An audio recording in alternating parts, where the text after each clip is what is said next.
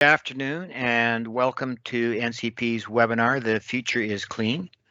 Today's webinar is co-hosted and presented with Harvest ETFs, and I'd like to thank them for in advance for participating with us today. This webinar is presented for information purposes only, is not to be considered investment advice. As every investor is unique and their portfolios are unique as well. Today's presentation will be recorded, and I'd also like to thank our technical producer today, Sam Colby. If we have any glitches, we'll be turning to Sam. The world is in the early stages of a transition from carbon-based energy sources to a carbon-free future. Despite continued skepticism on the part of some, this train has already left the station, and as investors, we need to look to the reality of the future. Clean energy, in our view, is a thematic investment and serves two purposes. First is risk reduction. By offsetting our exposure to oil and gas, we're reducing the risk within our portfolios, but we're also, as Canadians, exposed to oil and gas just by the nature of living in a country that's dependent upon it for a large part of our economy. The other part is opportunity of participating in a sector that is still in the very early stages of its growth. And in the words of Wayne Gretzky, we're going to try and skate to where the puck is going, not where the puck is today. With that, I'd like to introduce Josh Mays-Quinn and Mike Dragosits from Harvest ETFs, who will be our presenters today. So I'll turn it over to you, Josh. My name is Josh Mays-Quinn. I am the Managing Director here in British Columbia for Harvest ETFs. As Russ alluded to, I am joined by Mike Dragosits, who is our lead portfolio manager on our clean energy mandate. Previously to coming to Harvest as a senior commodities trader, and so he's really well versed on the subject here. And so, with that being said, I will, I'll pass it over to Mike, who I think will throw the slides up and we can begin the presentation. Okay, perfect. So thanks, Josh. And so the agenda I'll go through today is just a more of a brief outline of sort of the macro view on clean energy, talk about sort of the long-term growth opportunities. We'll get into just a little bit on some of the near-term items that have just occurred recently, and then just a little bit more detail on what the fund makeup looks like. But before we kind of get into it, I think this is probably the best place that we found to start.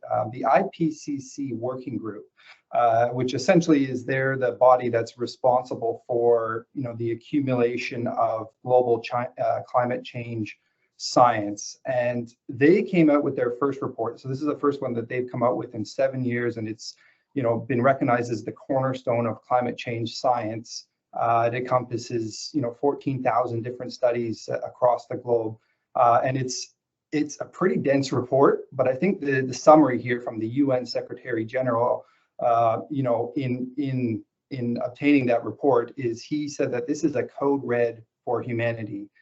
The alarm bells are deafening, and the evidence is irrefutable that greenhouse gas emissions are putting billions of people at immediate risk. So that kind of sets the stage for clean energy and the investment opportunity for us.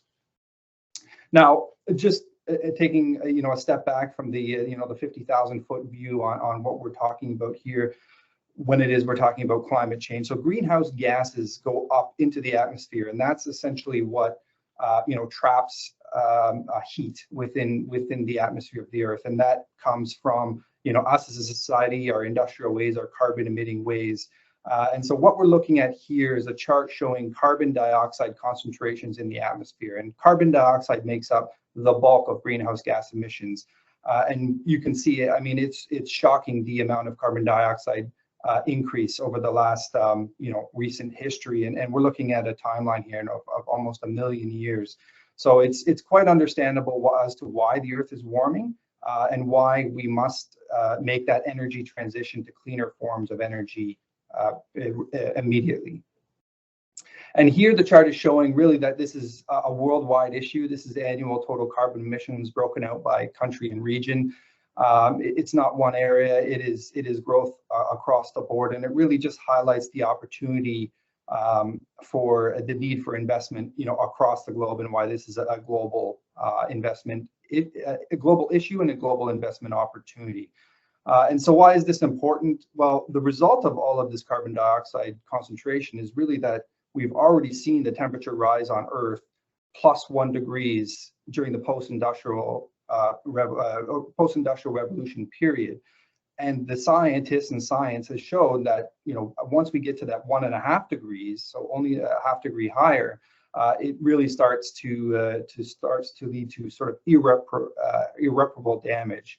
And some of the items that they talk about are volatile heat waves, rising sea levels, melting ice, and droughts that could affect the food supply. So none of these items are certainly an area that we want to encounter. So we think that, and we already are seeing, an incredible amount of investment. We think that this will grow over time. What we're looking at here is global renewable energy investment. In 2009, it was $167 billion globally. It's gone up 80% to over $300 billion in 2019. And these are annual numbers. So if you think about it on a cumulative basis, the numbers are quite staggering. And the forecasts show that this is going to go much higher from here. So we're talking about trillions of dollars of spending globally in the renewable energy investment areas, even over just say the next 10 years. And where is that money going to go? Well, we think, one of the areas of energy transition that has really been deemed to be sort of the low-hanging fruit is in the power generation category. The transition from coal and fossil fuel burning power generation is a really relatively sort of simple and more transparent and large enough that it can have a huge impact on carbon emissions. And I think that is really reflected in the forecast for global power generation. And what we're seeing is renewables are very quickly going to become the dominant form of fuel source in the power generation category. So a lot of growth. And here more specifically, we're looking at a chart of the growth by fuel source, so by renewable power fuel source. And you can see here hydropower in the bottom, the sort of the yellowish or lightish green line or bar section is hydropower. A little bit of growth there, but you can see rapid growth in the green and the blue, which is the wind and solar. So huge amount of growth expectations in those two renewable categories. And then a little bit smaller growth in some of the geothermals and biofuels areas as well. So that's a very brief outlook on the macro picture for clean energy. I think now I'll just transition a little bit more into some of the near-term items that I've discussed and that have occurred very recently. Just before I get into a little bit more detail around the HCLN product and how we think that can fit into the clean energy investment world. So we've had the COP26, which is the global climate gathering of leaders from around the world. I think there was 196 leaders that were there, and that just finished up in November. There was a lot less fireworks than I thought there would be, but certainly there was a lot more commitment and pledges from both the government side as well as the private corporation side towards net zero and carbon emission reduction policies. And that's really to get towards that halting of the temperature rise to the 1.5 degrees. So we saw that from the COP26, but I think more importantly, what we're looking at here is a little bit more from a quantitative perspective is the U.S. Democrat spending bill, which is they're calling this now the Build Back Better bill. So there was it's been in the works for a while, and this chart, this table that I have here is a little bit dated, but most of the items are still very relevant. And this is set to pass, I hope, in mid-December, which will be nice because we can start getting to start having some of these ideas and incentives come to fruition. So some of the key points for the clean energy that come out of this massive spending bill on the renewable electricity side is the investment and production tax credits. So for the wind and solar, they're extending those credits. Here, it was originally 10 years. I think now they're looking at 5 years for now. Extending those credits should help boost and make more affordable for rooftop solar and other institutional grid scale type projects. They're adding a production tax credit on the wind and solar side, but also they've added completely new tax and incentives for hydrogen and energy storage. And that should help in those two industries, help the growth, because they are a little bit more of a higher cost at this point. So the incentives and subsidies will help bring those down and help the growth in that area. The Clean Electricity Payment Plan, which is the bottom point here, I don't think that they're going to pass that through in the final bill. But what they do have, I've noted, is that they have some more emissions-based clean energy credits for projects, for new and additional advanced projects that are coming online in 2027 and beyond. So quite a number of incentives and items that are coming in the near term for the clean energy space.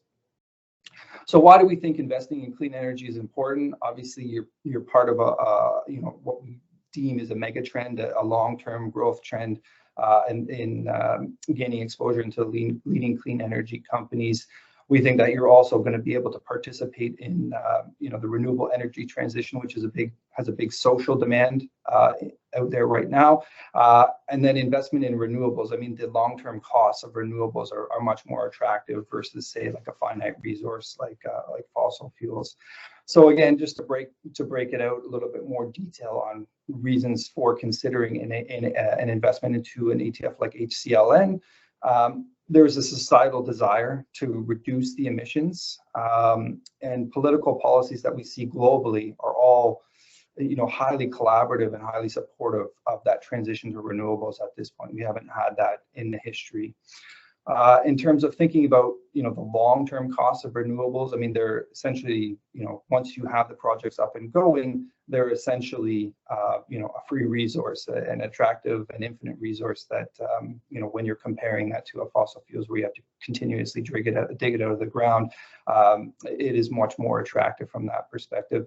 And then short-term, the costs are dropping rapidly, and with incentives and subsidies, that will drop even lower. Just as an aside, I don't have a slide in here on that, but I have it in one of our larger presentations. It's very interesting to note that in terms of talking about short-term costs, today, if you're thinking about a project, like you're comparing a solar farm versus a fossil fuel power generation station, in many cases today it's actually much cheaper to build and operate a solar farm than it is to build a fossil fuel station. And think back 10 years, it was multiples more expensive on a solar farm. So renewables are actually cost competitive, even when you're thinking about it in terms of today. And I think that will only grow as infrastructure grows over time.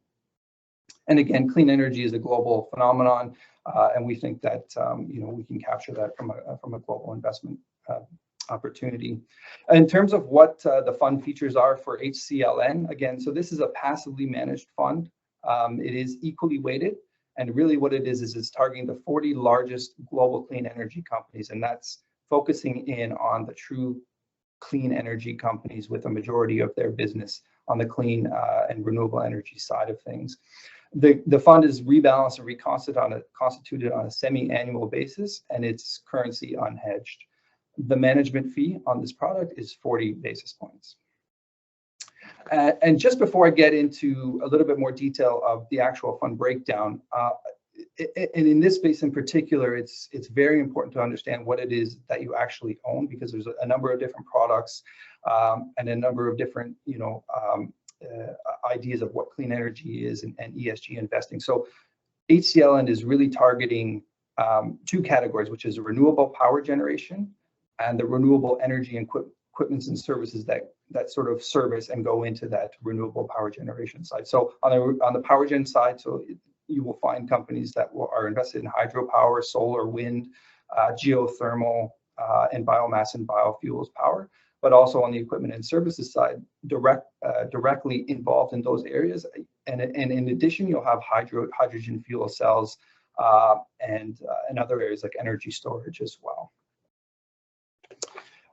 And in a larger presentation, I have a number of case studies. Here we've picked out two, and I'll get into a bit more of the 40 in just a moment, but I think it just gives a little bit of substance to what we're talking about. So the first company, these are two wind companies. The first one is Ørsted, traded out of Denmark. So their biggest, just for perspective on the size of the company, their biggest offshore, so their one wind farm is called Hornsea out of the UK. So it's the biggest wind farm in the world. It has 174 wind turbines that can generate about 1.2 gigawatts of electricity, which they say can meet the energy needs of 1 million homes. They're building a second farm right now for another 1 million homes. And they have plans for a third one for another 2 million homes. And that's just one project. They've got 30 of these offshore wind farms, with 8 gigawatts of total capacity. And then they have additional onshore assets as well. So they're really the number one producer in this area, and hope to and will continue to be the number one in that space going forward. And in terms of the wind equipment and services side, so Vestas would be another name, again, also based out of Denmark. They make and service those wind turbines that a company like Ørsted would use. They are one of the largest in the world. They're responsible for 136 gigawatts of turbines in 84 countries, with potential for much more growth ahead. This slide here really is just a summation of sort of the fun facts of the portfolio. Again, it's equally weighted HCLN on the TSX. I won't spend too much time here. The ETF really, as mentioned, intends to track the price movements of the 40 largest clean energy companies by market capitalization.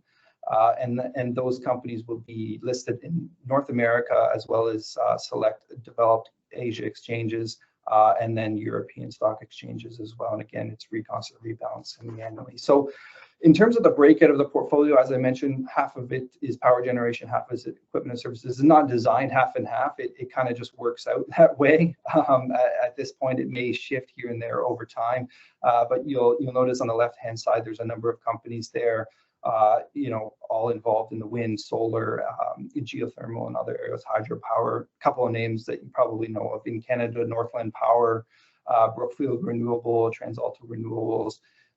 In Canada, we lack on the names on the renewable equipment and services side. Ballard Power would be the only one that sort of stands out. The rest of the portfolio is global names in nature. And again, so against all your solar equipment and services companies, rooftop residential solar companies, components and that go into solar panels, battery and storage equipment companies, hydrogen fuel cell companies, and then some of the wind companies that we just discussed. So it's a very diverse portfolio targeting that specific area of investment. And then, as I mentioned, it sort of breaks down subsector allocation on the left-hand side, half power generation, or just less than half, and the rest on equipment and services. And then on the geographic allocation of the portfolio, again, it's 37% in the US, 10% in Canada, and then everywhere else, there's a diverse range of companies throughout the world. So it really speaks to that global nature of the investment opportunity. With that, I will end my part of the presentation and pass it back to Russ to answer any questions that there might be. Thanks very much, Mike. I'll start off with a question of my own at the moment. The wind and solar have been the sort of the poster children of renewables at the moment. They're the most common that we see.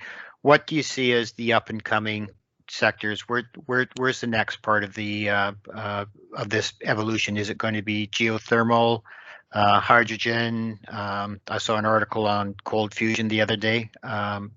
Thoughts? Yeah, I mean, well, so wind and solar are definitely going to be the biggest areas of growth. You look at the forecasts, you look at the cost competitive nature of solar and wind today. So I think the bulk of the growth, over the next 10, 20 years is going to be coming from the solar and wind side. Hydropower is obviously the mature industry, but it's still a bunch of growth in that area. In terms of up and coming emerging areas, hydrogen fuel cells is an area that tackles a lot of concerns or potential issues with the intermittency of, say, a solar or a wind. You can really only generate that power when the sun is shining or when the wind is blowing. And so I think hydrogen fuel cells meet a certain need when you're either inside or you need to generate power at times where you don't have access from the solar and the wind. But also, I think, offshoot from that would be the energy storage side of the equation as well. So there's a lot of work being done on battery storage, and even with the rooftop solar panels that people are installing, you're seeing them install an energy storage device as well, so they can store the power and utilize it at a different time than when the sun is shining. So I think those two areas are certainly areas that will help boost the solar and wind, but also help in their own right in terms of making that energy transition. And as I said, the U.S. Build Back Better bill has already drawn up incentives and subsidies in those two particular areas to help drive some growth there as well. In terms of other areas, I mean, there's biofuels, there's geothermal, a couple areas that we're looking at. You mentioned fusion as well, but there's certainly other areas that are up and coming and emerging, and will continue to attract, investment potential in the future there as well. Great, thanks for that. Just as an aside, I recently came back from visiting friends down in Palm Springs, and one set of friends had just moved into a new house, and with the new builds, they're installing solar on the roofs, and they're also putting the Tesla wall packs in the house as well. The California has demand-based pricing on electricity, and the price goes up. I think it's between 5 in the afternoon and 9 in the evening, those peak hours. So during those peak hours, they've stored the power in the batteries that they've collected all day and come off the grid, save themselves the money from the peak hours, and run off their own house. So probably on a more micro trend or micro installation, we'll probably see more of that, especially throughout the southern U.S. Yeah, and I think just on that note, in listening in on some of the conference calls that some of these CEOs have on the residential solar side of things, they were talking about, and during some of the sort of the rolling brownouts or blackouts, specifically within California, the customers with the rooftop solar as well as the energy storage devices were able to continually draw power and continually sort of being up and running, as opposed to being reliant on the power grid. I think that's just sort of another application. Once we can get scale, and for the residential solar, I mean, the opportunity, I think, is quite large. One of the studies I heard, or a poll that was done, this is from a little whiles ago, but anyways, it was, and you can imagine it was something like 86% of people said that they would see the potential or the need for rooftop solar in their own home. And then when you look at what the EIA says, the penetration rate of rooftop solar in the U.S., it's something like 3%. So the scale, I mean, and it's not going to work everywhere, but essentially it's a lot more than 3%. The growth potential for that market. Yeah, we're even seeing it pop up in cloudy, rainy Victoria here. Sam, do we have any questions from others?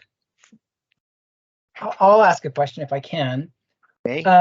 I just finished reading Mark Carney's book, Values, and in there he's got quite a few chapters about the environment in general, and reaching maximum 1.5 degrees. What I found interesting, he's talking about how legislation might come into place, or accounting firms will require companies to report on their footprint, and as a result, investors are going to be more sensitive to who they invest in. Banks are going to be more sensitive to who they lend money to, and the extent to which this will influence where money flows and companies, social and environmental responsibility. And I'm wondering, how do you see this playing out, and do you see this gaining momentum? Yes, absolutely. I think that's definitely in the works right now. I think just with the recently passed the COP26, the climate gathering, I think to come out of that, there's been some talk about moving forward with the setting up some kind of regulatory standard for companies to have to report specific data. Right now we're kind of reliant on what a company reports, and in terms of developing out ESG scoring and the metrics and all that. But The regulations are coming. A lot of different regulatory bodies here, even like the OSC and some of the other areas are definitely looking at it. The CFA has recently just come out with their own guidelines for, what companies need to report, how they report it, which products can label themselves as ESG, and how transparent you have to be around the scoring and how you're presenting products, just even from an investor's investment standpoint as well. So yeah, it's happening, I think, and you can see some of those initiatives coming through, even from some of the big pension plans talking about transitioning their portfolios away from heavily fossil fuels based in investments into more cleaner energy type of products. And this all comes back down to meeting those goals. If you look at how we're tracking in terms of policies and projections from a lot of different nations around the world, we're still not on track to meet that 1.5 degree goal. And so I think there's certainly areas like power generation where you can make a big impact on carbon emissions, but there's other areas that will have to contribute and find ways to incentivize moves to clean energy in different areas of energy transition technologies. And certainly the investment side of it will definitely help in that regard. Thank you. Well, I would like to thank Josh and Mike again for joining us. We're just coming up to the hour here, so I think it'd be a good idea to give everybody else the rest of their day back. And thanks again for everybody that joined us today to listen in. Thank you. Thank you. Thank you.